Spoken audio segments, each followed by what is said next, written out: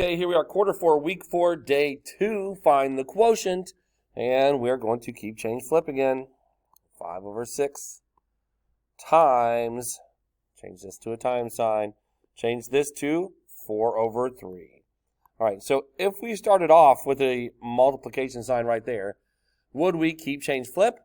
No, we would just leave it like that. But this is division, so this is how you solve it. 5 over 6 times the reciprocal or the multiplicative inverse. Okay, let's see if we can cross-reduce anything.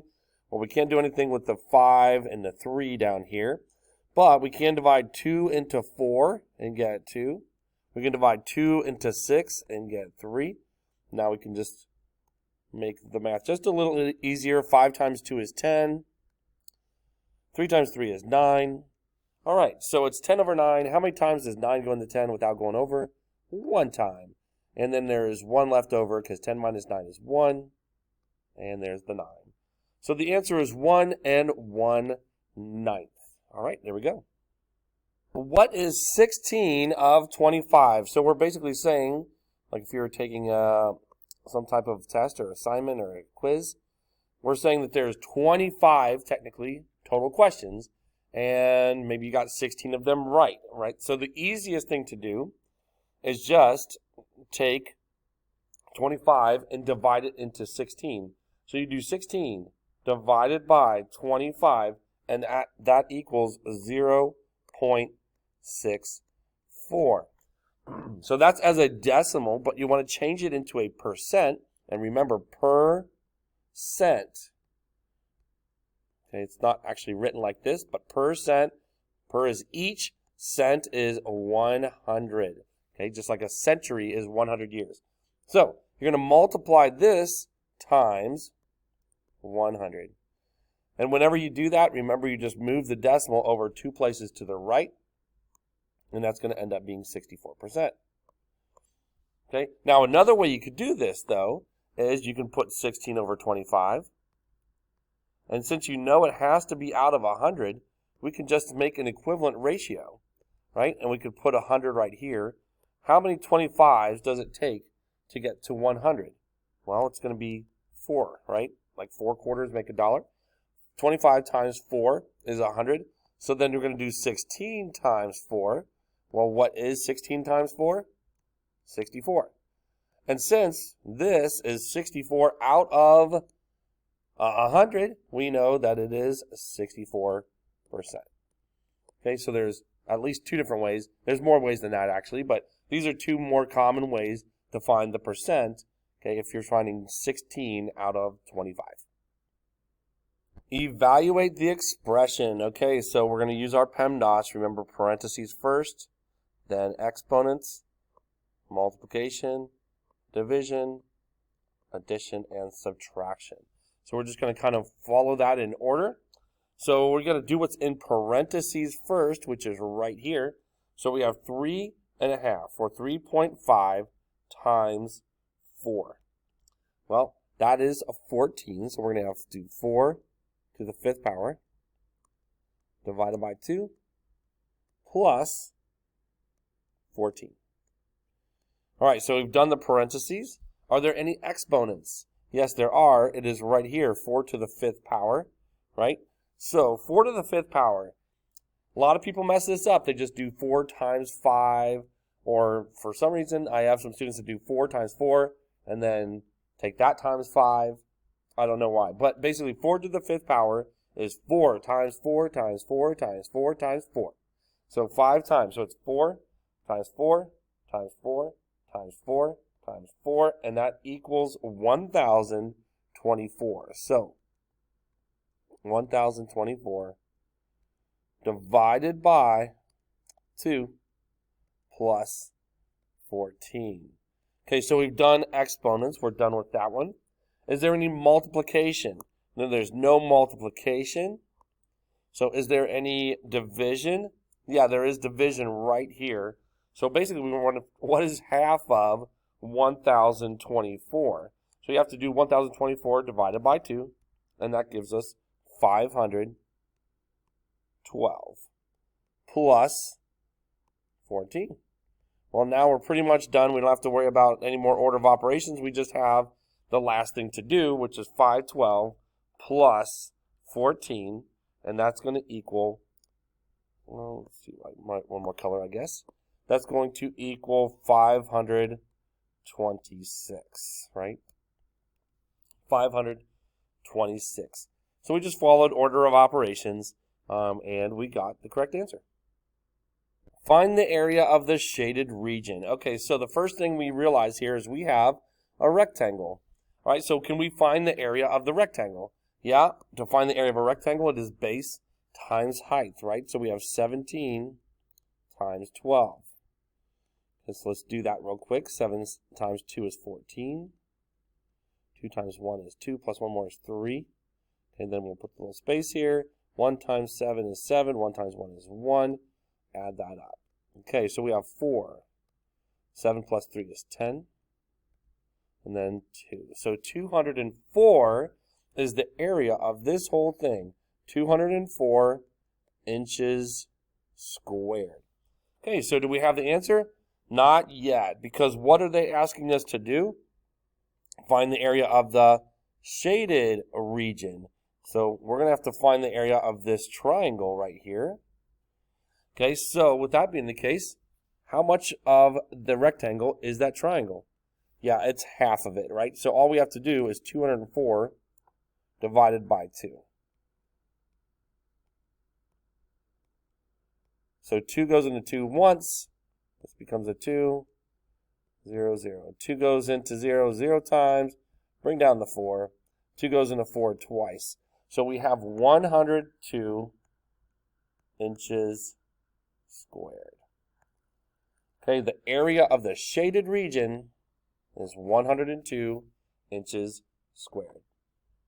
Graph the ordered pair -2, 6 and its reflection over the y-axis. All right, so this is going to be our mirror, and that's what we're going to reflect across.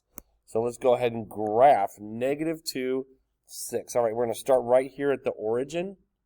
Okay, we're going to go -2, so it's going to go 1, 2 to the left, okay, because that's negative, and then 6. It's a positive 6, so we're going up 6. 1, 2, 3, 4, 5, 6. So there's our dot. Okay, that's our ordered pair. That's our plot, basically. Okay, so now we need to reflect it over the y-axis. Okay, so since the y-axis is going up and down, going vertically, we're going to have to reflect left and right. How many places is it to the line? 2 places. So you just go 2 places over here, and that becomes where you plot the reflection. Okay, so it's just like if you're looking in the mirror, you're close to the mirror, you're very close to your own face. If you stand way back, you can see a lot more of yourself, and you're further away in the mirror. Okay, so there we go. That's plotting -2, 6 and its reflection across the y-axis. Place the following numbers on the number line. So we have a -3 here. Okay. And so we just start right here at the 0. We're going to go a negative direction. Okay. And that's going to be all the way down here to the left. So there's our -3. Okay. Next we have -0.75. All right. So here's 0. We're going to go to -5, and then -0.75 is about another halfway across that, right?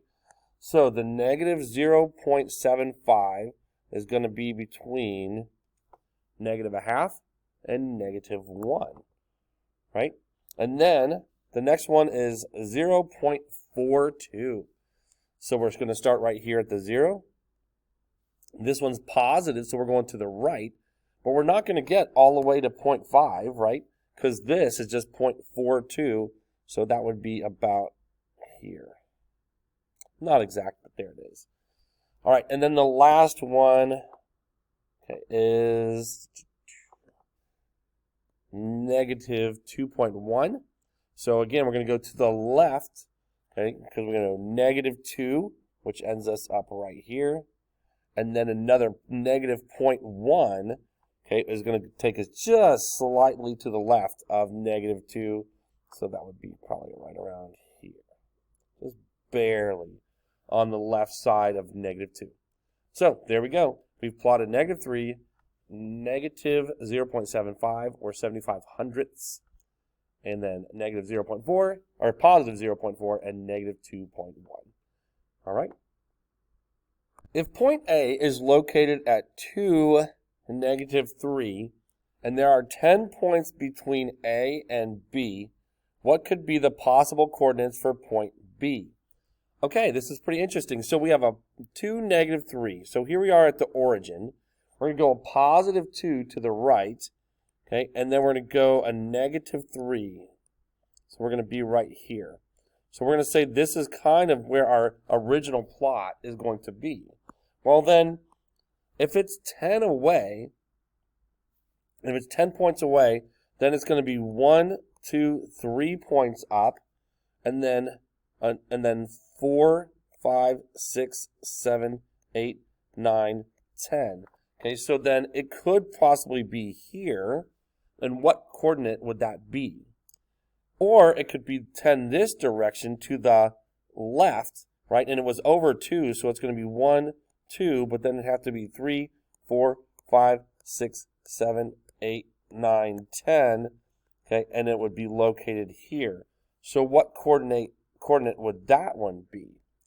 All right, so I'm going to pull up an actual table so we can kind of look at this a little more accurately.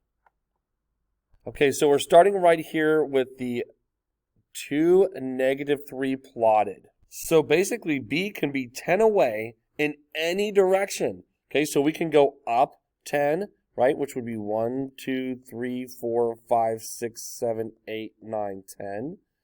Okay, so this could be B, okay, and that's over 2, up 7.